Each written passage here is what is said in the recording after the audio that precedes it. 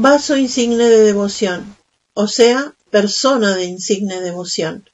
La devoción, según Santo Tomás, es la pronta voluntad de entregarse más para hacer todo aquello que corresponde al servicio de Dios. Es un dedicarse a consagrarse al servicio de Dios con ánimo alegre y con perfecta voluntad, de todo corazón. La historia de todos los santos está llena de ejemplos, y aún puede afirmarse que esta prontitud en seguir al Señor o esta devoción es la condición necesaria para la santidad. También en esto María Santísima es maestra y soberana. No sólo fue devota, sino fue modelo perfecto de insigne devoción. Dios, para la realización de sus fines, quiso que se uniera en matrimonio al glorioso y castísimo San José, y ella se amolda a este querer de Dios. Aunque había elegido otro estado, María no se opone, consciente, dejando a Dios el cuidado de guardar su pureza virginal. La ley mosaica manda a las madres hebreas que han concebido según el modo ordinario que se purifiquen. Ella concibió por obra y gracia del Espíritu Santo. Sin embargo, la cumple con la mayor exactitud, aun a costa de parecer una mujer como todas las demás. Dios ordena que la madre del hombre de los dolores sea reina de los dolores, que después del Hijo participe más que nadie de los afanes, de los sufrimientos y de la cruz. Ella, como Jesús, obedece como un cordero sin voz delante de quien lo esquila. Después de la ascensión del Hijo, la madre permanece en este mundo, desea el cielo y unirse a su amado, pero Dios quiere que permanezca todavía en la tierra por algunos años, como directora de los apóstoles y como fundadora secundaria de la Iglesia. María se somete a los designios de Dios. Estos son algunos de los rasgos de la sin par devoción de María. Ella es verdaderamente vaso insigne de devoción. Rosa mística. La rosa es el símbolo y la figura de la Virgen María. La rosa es, más que todo, por su delicado perfume, la reina de las flores, el ornato de nuestros jardines, el principal decoro de la primavera. María es la reina de los santos, y después de Jesucristo, el ornato principal del jardín místico de Dios, que es la Iglesia. Más aún, después de Dios, ella es el esplendor y el ornato del cielo. María es también la rosa mística porque es la rosa de Jericó. Las rosas de Jericó tenían la primacía sobre las demás por su magnificencia, por su rara forma y por su olor exquisito, y los rosales crecían a manera de árboles. La rosa que se abre en la primavera es precursora del verano. La Santísima Virgen floreció en la primavera del mundo. Ella nos anunció, nos prometió y aún más nos dio a Jesucristo, luz eterna e indefectible que ilumina a todo el hombre que viene a este mundo. Llama vivísima de caridad y de verdadero amor sobrenatural hacia los hombres. Luz que disipó la ignorancia y los errores de nuestro entendimiento, que nos hizo conocer la voluntad de Dios, etc. De todos estos bienes es presagio María, mística rosa, y no solo presagio, sino también prometedora y iniciadora, pues de sus purísimas entrañas nació Jesucristo, restaurador del mundo. La rosa nace, crece, abre sus hermosas hojas, esparce su suave fragancia entre las espinas, éstas la rodean y la envuelven por todas partes. María nació, creció, llegó a su singular perfección entre muy punzantes espinas. Las adversidades, los más grandes dolores, la pobreza, los peligros, las persecuciones, la elevaron a una sublime santidad. Escogida por Dios para ser copia fiel del Hijo, venido a la tierra para sufrir y morir por nosotros, y predestinada a ser con el Hijo corredentora. En Nazaret y en Belén en Judea, en Egipto, en Jerusalén, en la cima del Calvario, María sufrió los más atroces tormentos. Rosa mística, mística, misticismo. Los dos términos derivan del griego místicos, que se refiere al misterio o secreto.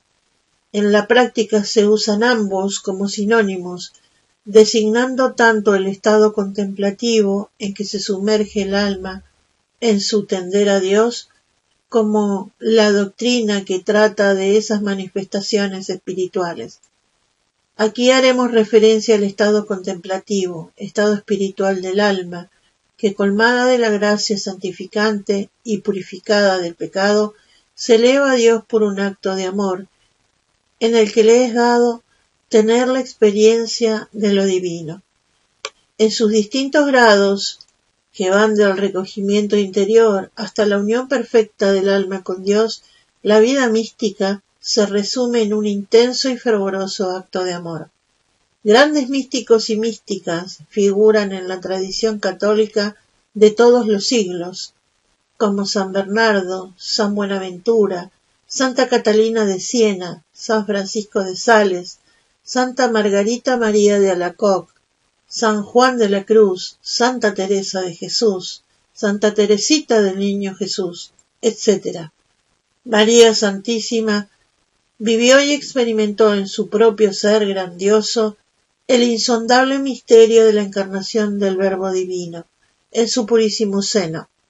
¿En qué estado de mística contemplación viviría ella esos 9 meses, y después el resto de su vida? ¿A qué estado espiritual llegaría el alma inmaculada, que estaba colmada, plena de gracia, preservada del pecado, no purificada del pecado como todos los demás santos? Ella vivió un continuo e inagotable acto de amor a Dios. ¡Qué unión con Dios tan perfecta, indisoluble, singular, única, incomparable y misteriosa! Es el de la excelsa rosa mística. Torre de David. La Torre de David era una construcción fuerte y muy hermosa que se elevaba sobre la cumbre del monte entre dos profundas vertientes. Esta torre estaba formada por gruesos bloques cuadrados, unidos entre sí con hierro y plomo, construida por el rey David para la defensa de la ciudad de Jerusalén. Hermosa imagen de María Santísima que se eleva sublime sobre la cumbre de toda belleza y perfección, para la defensa de la Santa Iglesia de Dios, la mística Jerusalén. En el antiguo concepto de las obras de defensa, la torre debía tener 3 cualidades principales: belleza, porque servía de ornamento y era expresión de genio artístico; fortaleza, que la hiciera resistente a todo asalto enemigo; y elevación, para que se ensanchara y se extendiera el campo de observación. Dejando la belleza para la explicación del título siguiente, hablaremos de las otras 2 cualidades, fortaleza y elevación. Es la elevación y sublimidad de la Virgen María tan excelsa que no hay ninguna igual. Cuanto más alta es la torre, tanto más se extiende el radio de observación y más difícil es para los enemigos escalarla y más fácil de descubrir al adversario. De la misma manera, si nos acercamos a María, si nos esforzamos en penetrar en lo más íntimo de su corazón, cuánto se extienden los horizontes del alma. Las verdades de la fe reciben mayor luz, se aprecia el valor de las cosas del reino de los cielos, se tiene más clara conciencia de los propios deberes y de la hermosura de la vida, que es el germen de la eternidad. Se descubren con más claridad los propios defectos, las malas tendencias. Qué tranquilidad y seguridad en esta mística torre, refugio y defensa de la Iglesia militante, en el corazón de esta madre que conoce los peligros y las debilidades de sus hijos. La segunda cualidad de la torre es la fortaleza, porque debe servir de defensa, de seguridad. Tal es la mística torre, María Santísima. El libro de los Cantares compara el cuello de esta mujer sublime a la torre de David, fortísima torre. De esta alegoría sacó la Santa Iglesia la invocación a María, torre de David, escudo y defensa de toda alma que recurre a ella. Es oportuno, para imitarla, comentar brevemente la virtud de la fortaleza. Es la virtud cardinal que nos hace vencer por amor a Dios las más arduas dificultades que se oponen a la práctica del bien. Superar las dificultades ordinarias y menores que están unidas más o menos a todo acto bueno. Es un grado de perfección común a todas las virtudes, pero no constituye la virtud de la fortaleza que vemos brillar en los mártires y en los héroes del apostolado. La fortaleza cristiana, en primer lugar, nos da vigor para afrontar las dificultades, para rechazar el mal con un valor regulado por recta razón. Si el valor obra sin la razón, ya no es fortaleza, sino temeridad y desesperación. En segundo lugar, la fortaleza da valor para soportar los grandes males y para tolerarlos con paciencia. No debemos olvidar las palabras de San Pablo: todo lo puedo en aquel que me conforta, es decir, en Cristo Jesús, que es mi fuerza, fuerza de Dios omnipotente. El Divino Maestro declara que el reino de los cielos lo alcanzan los esforzados. Prescindiendo de la oración por medio ordinario para obtener todas virtudes, reducimos a 5 los medios eficaces para alcanzar la fortaleza cristiana. Por la humildad, esto es, por la consideración de la propia debilidad.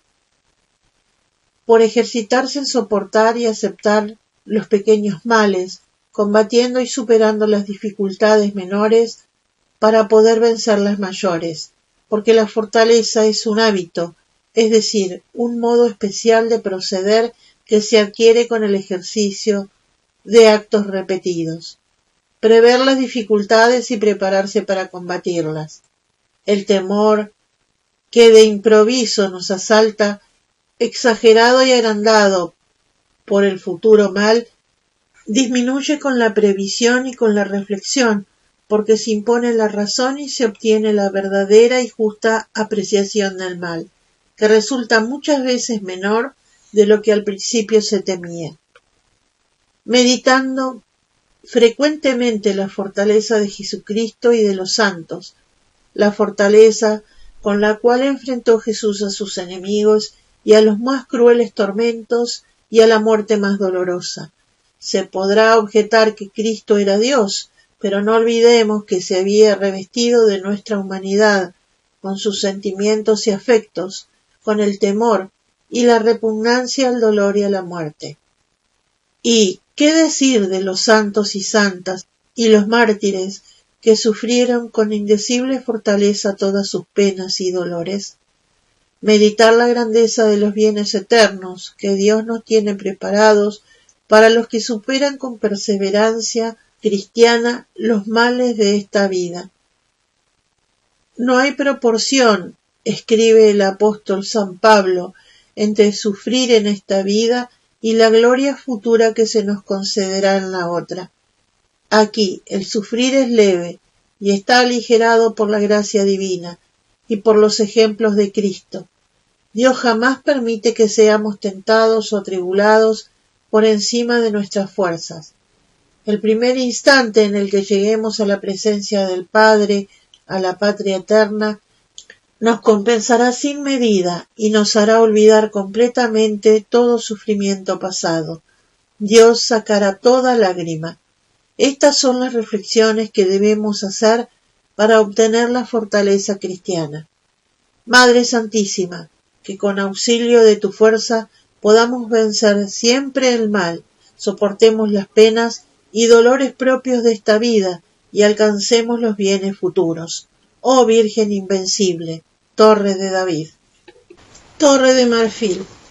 El marfil se obtiene de los elefantes, del hipopótamo y del narval, cetáceo de cabeza grande y boca pequeña, con 2 incisivos y uno grande del que se saca el marfil.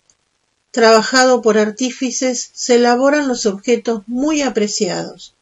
La blancura del marfil no lastima la vista como la blancura de la nieve, pero es agradable y tranquila como la blancura de la lana, del armiño o de una flor. Es símbolo del alma limpia de culpa, discreta, amable, indulgente, que sabe compadecer y tolerar porque es humilde y ama a los pecadores.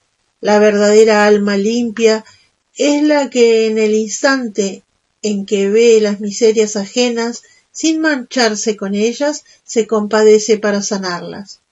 Hay una aparente alma limpia, la de ciertos cristianos, que no saben compadecerse de las miserias ajenas o de los defectos de los tiempos.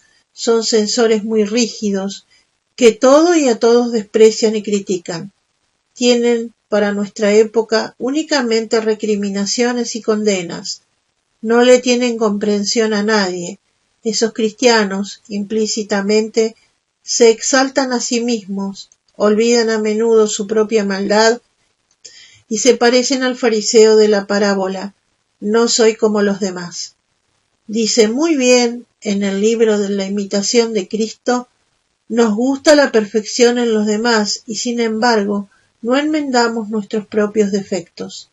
Los santos como San Francisco de Sales, San Felipe Neri, etc., rígidos para con ellos mismos, eran indulgentes y piadosos, no al pecado, pero sí a los pecadores. Jesús, indulgente, comprensivo y misericordioso, perdonaba y convivía con los pecadores y comía con ellos. Por eso fue calumniado.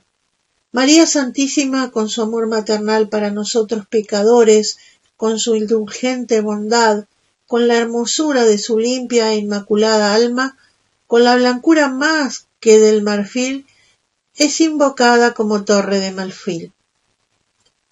Casa de oro. Entre los gloriosos títulos de las letanías de nuestra Madre Santísima, algunos son símbolos o figuras bajo los cuales ella está representada. El que ahora vamos a comentar es uno de los más brillantes, que pone en claro su grandeza.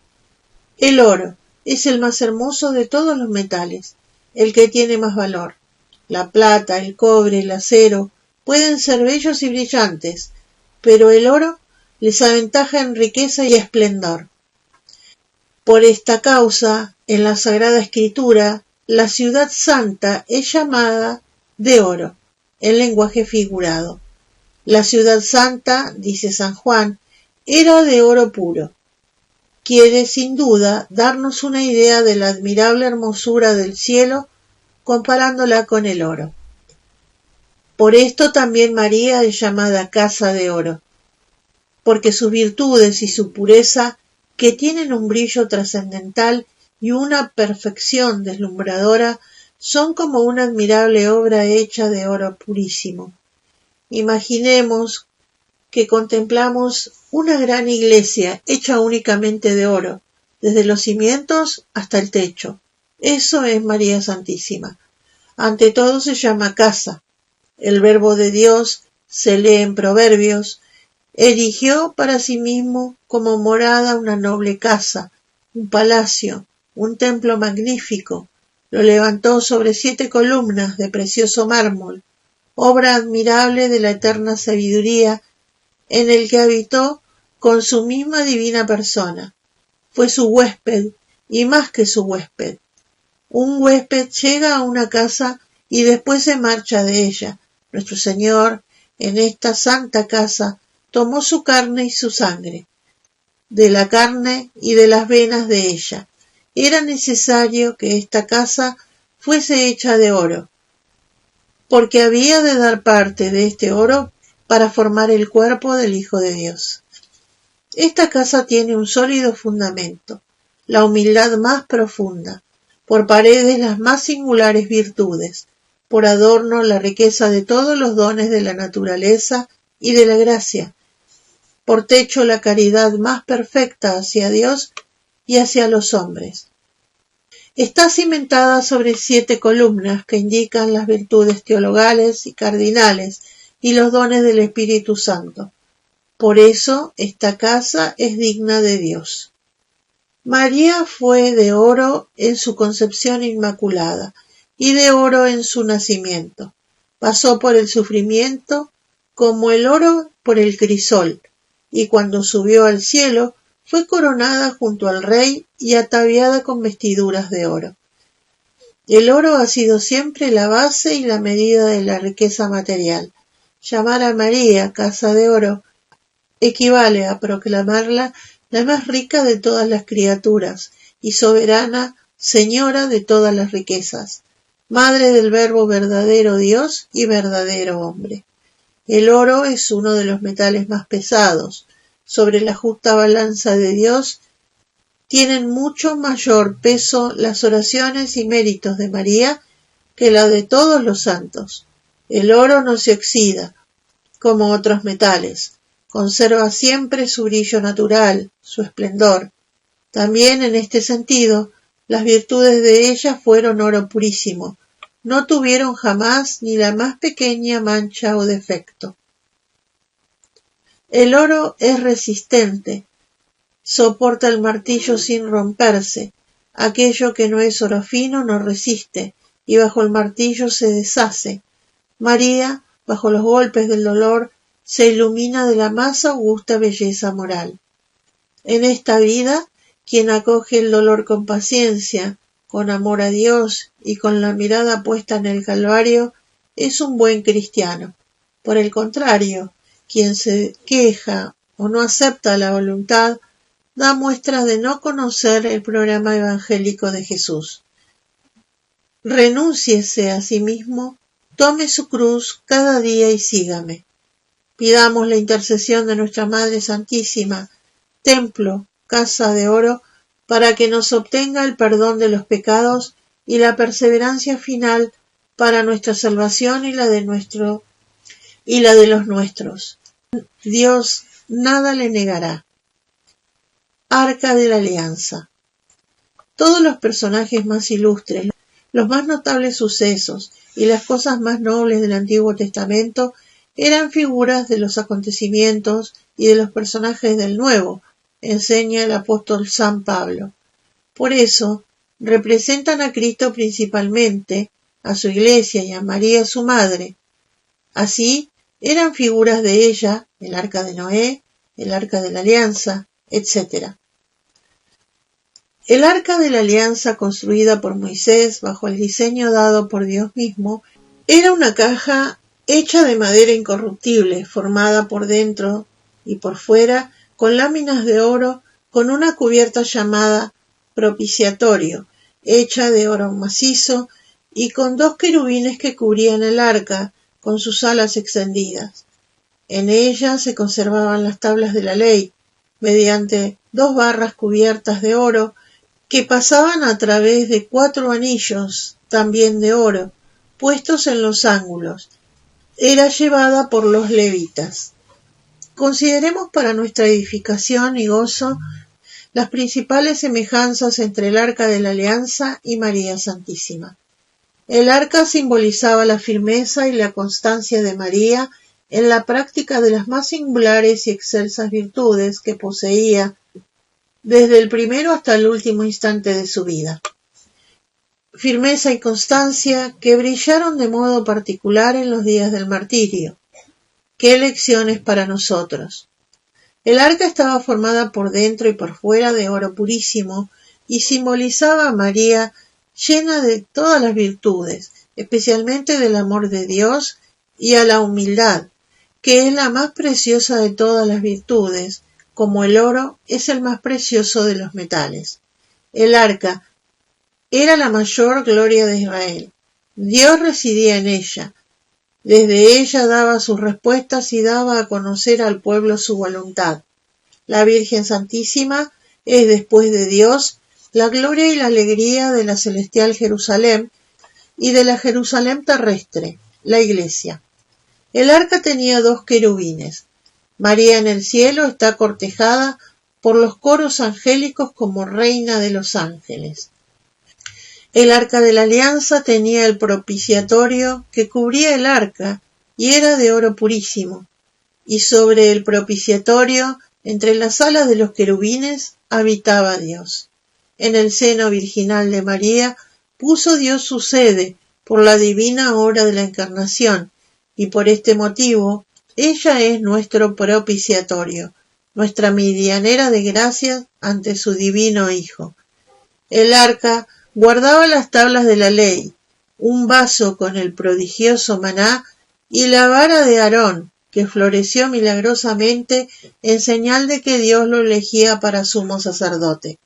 Las tablas de la ley, monumento de la sabiduría de Dios, figuran la sabiduría de María Santísima, profunda conocedora y perfecta ejecutora de la ley divina. La vara de Aarón, símbolo de la autoridad, indica el soberano poder que Dios confirió a María de conceder gracias y de regir, sujeta a su divino Hijo, la Santa Iglesia. El maná milagroso, alimento celestial, dotado de todo sabor, nos recuerda la dulzura y la incomparable bondad de la Madre de Dios, tanto para los justos como para los pecadores. En resumen, en el arca nos place ver especialmente el símbolo de María Inmaculada, que concibió al Verbo de Dios y lo dio a luz de modo inefable. Esta arca mística también fue construida bajo el diseño divino. San Bernardo la llama escogida y conocida desde toda la eternidad por el Altísimo para que fuese un día su madre. Esta mística arca fue preparada para ser sede de la sabiduría increada, el tabernáculo de aquel que por su encarnación es alianza sublime entre Dios y el ser humano, de la alianza especialísima entre el amor infinito y eterno de Dios y la humanidad pecadora redimida por el Verbo divino, encarnación redentora. El seno purísimo de María como arca de la alianza, por su trascendental palabra, hágase en mí, nos dio a Jesucristo, que es el camino, la verdad y la vida.